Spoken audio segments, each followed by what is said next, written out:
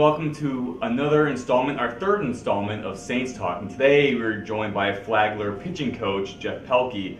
And, we want to talk a little about this year's team, a little about last year's team, progression, things like that, some of the players. However, we were talking a little earlier about a very fun experience you had at the College World Series. Not a lot of people get to enjoy that experience at any level, so can you talk a little bit about that? Well, Larry, thanks for having me on. Back in 2016, I was with Franklin Pierce University up in Ringe, New Hampshire, and we had an opportunity to go to the College World Series. It was an absolute pleasure and blast, and it's an experience that I'll never forget, and I know the players there will never forget too. The hospitality and going into the big arenas for the dinners and staying at the nice hotels, and just the overall experience, going into the community, doing kind of like community service a little bit. That's a kind of a requirement that they make you do, but it was fun hanging out with the younger kids and being mentors. And then that's not even the baseball part, just being on the beautiful fields in Cary, North Carolina, and playing in the stadium. And I mean, it's just an experience that I'll never forget, and hopefully this year's team will be right back there. So. Absolutely, and obviously it's every student athlete's dream to get to play at the College World Series, whether it's D1, D2, or D3.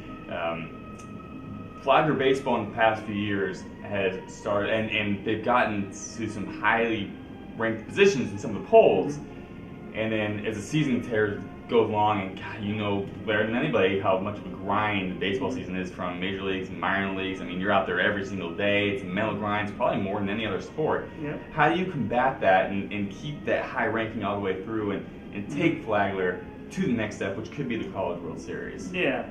Well, I mean, it is a grind, and there's no doubt about it. And we play 50 games in a short period of time, and it's not like we're professional baseball players. The guys that are playing have to have class, and they have other requirements they have to do, and then they have baseball. So, being a student athlete is very demanding. So it is tough playing 50 games in a short period of time with all the travel and whatnot. So, the biggest thing is, in the fall we do a lot of stuff to, push them with conditioning.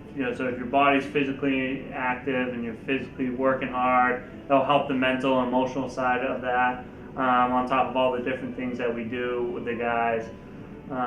But from last year we had a really good ball team, and we were right up there, ranked in the top 10, and playing good baseball. But at the end of the day, it comes down to having depth. It's not one player or a handful of guys. You need a whole team to help out throughout the year, and it might be a small role, it might be a larger role, but whatever it may be, everyone has their role on the team. And if everyone's not helping out and pushing each other and doing what they need to do for the team, kind of like the Bill Belichick saying, do your job. What is your job? And if it's a lefty pitcher to get a lefty batter out, and for one batter for 1 out of one game, that's your job. So it's that kind of stuff, and I just think having more depth this year will really help our team, and to carry that, stay in the top 10 throughout the year, and going on to May, to the conference tournament, to the regionals, and hopefully beyond that. So it's really interesting because I know in sports in general now, whether it's baseball, you want to see runs. You want to see 10, 11 runs. In football, you want to see 50, 60 points. Hockey, you want to see 7 or 8 goals. Yeah. But when it comes down to it at the end, teams that win Stanley Cup is somebody with an extremely strong goaltender and good defense. Teams that win football, Alabama wins football because they have a strong defense.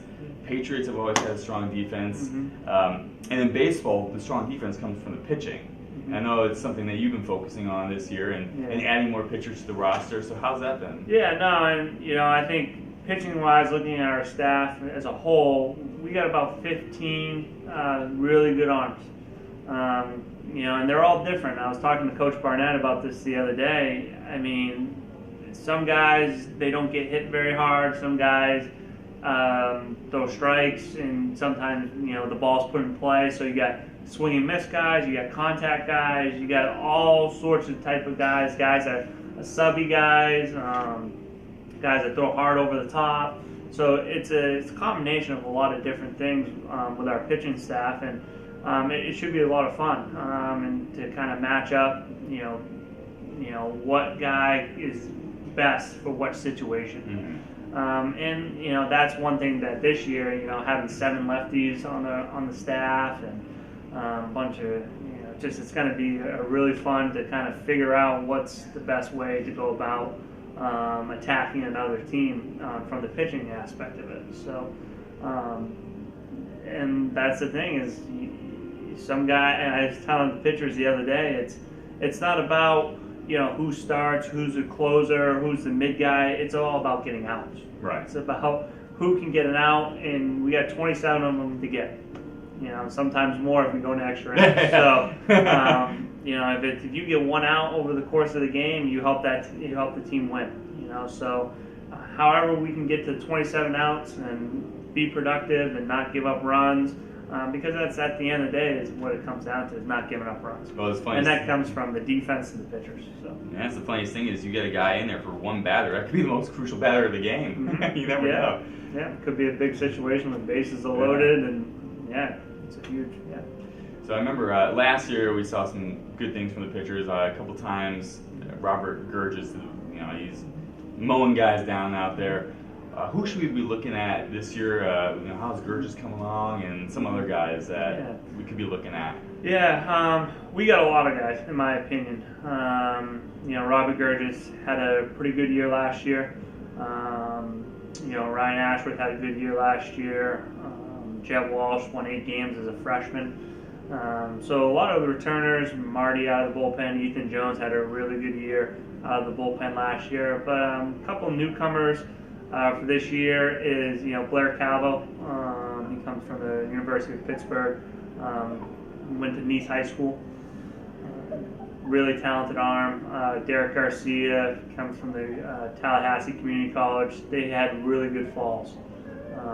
So I'm looking forward to, you know, seeing them in action come spring.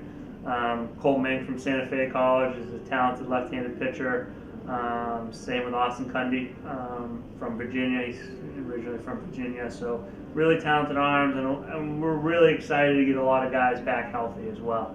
The Kyle Mortons, the Luke Cooksies, Dante Pagano, all those guys we're looking forward to coming back healthy, and even Cooper Wallace, you know, and you know, Cooper Wallace pitched a lot of innings, you know, not too long ago. So, so a lot of talent, and I couldn't tell you how it's going to be used, who's going to pitch where and whatnot, and it's going to be a lot of fun, and you know, I think the guys understand that, you know, we have a lot of talent, and we just got to work hard and play the games and have fun doing it and see what happens.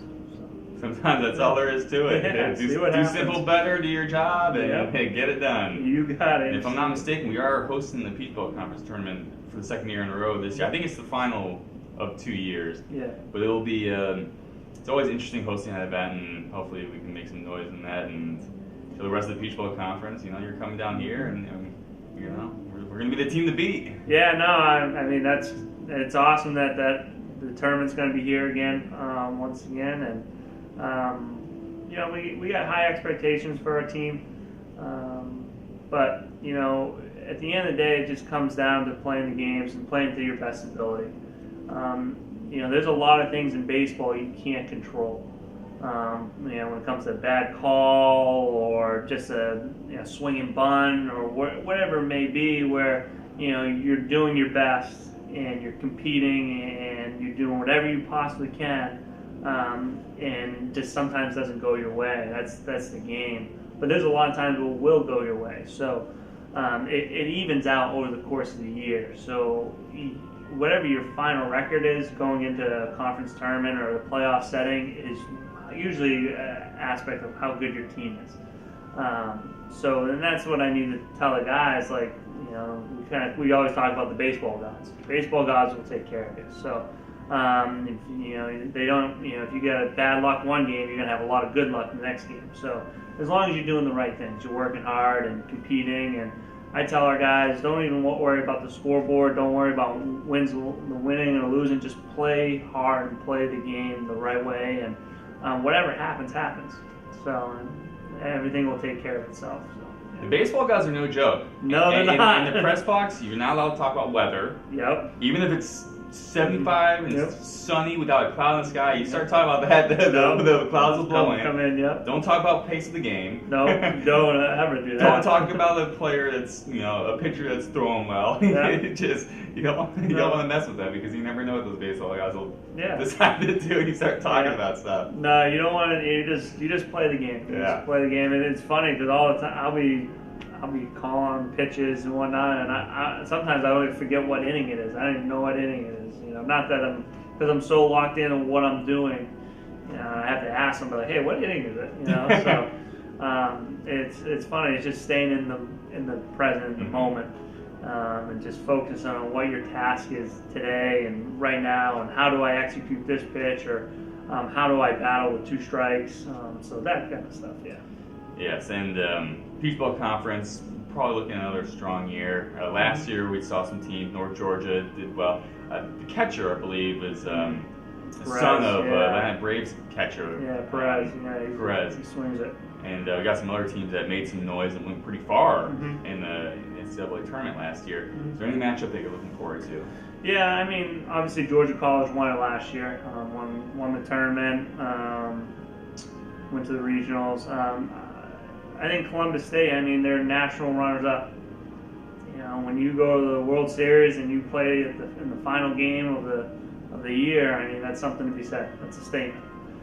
They got their ace back, and they got a lot of their lineup back. So that's a team to be reckoned with. Obviously, Pembroke has got a good offense. Georgia College has got a good offense. Aiken has got some really good pitchers coming back. So it's gonna be a dogfight. You talk about Perez in North Georgia, and I know Young Harris has got a new coach in his second year that's bringing a lot of talent, and Lander is always a strong team. So there's a lot of good teams in our conference that are well coached and got some guys, got some talent, but I think we're right there, and I think we've gotten better from last year, paper-wise, on paper, talent-wise. So I think we can compete with them, and we could always compete with them, but it's just taking care, being better, because this program has been 16 and 14 in conference, maybe a little better, a little worse, here and there, especially the last 4 or 5 years. So getting to that 20-win mark in conference and finding a way to win 35, 40 games, that's the goal here. This program has been a 30, 32-win team for the last 4 years. Let's get to the next level. Let's get to that 35, 36, 37. And now that's looking, like I said, it's like the opposite of what I was just talking about, thinking about the small things and thinking about where we are now. But that's the big picture. That's the big picture of what our goal is at the end of the year. And so that's what we're hoping for. That those other teams do every year, that's what we're trying to get in the mix to do as well. So I'd say it's a tightrope because you definitely want to do little things right and think about one game at a time and all those little things. But you do need to look at the big picture at the same time and say, well, this is a goal we're striving for. Let's do the little things to get to our big picture. Yeah. It's a tightrope, but it's just one of the things that makes coaching fun, I would imagine. Yes, it does. Well, Coach Pelkey, thank you very much for joining us here today. Got a lot of information. As you can tell from the Christmas music playing behind us at the Lightning Museum, Christmas is around the corner, which also means baseball is around the corner. Absolutely. So we hope to see you all out at Drisdale Field because we're going to have a good season and looking forward to seeing what these guys can do out there. Yeah, first game will open up at home first weekend in February. So here it is. It really is around the corner. February frenzy coming up. I think it's about 9 weeks away, so we're ready to go. Yep, there it is. So, all right, well, thank you. Appreciate it. Yeah, thank you very much. All right. Cool.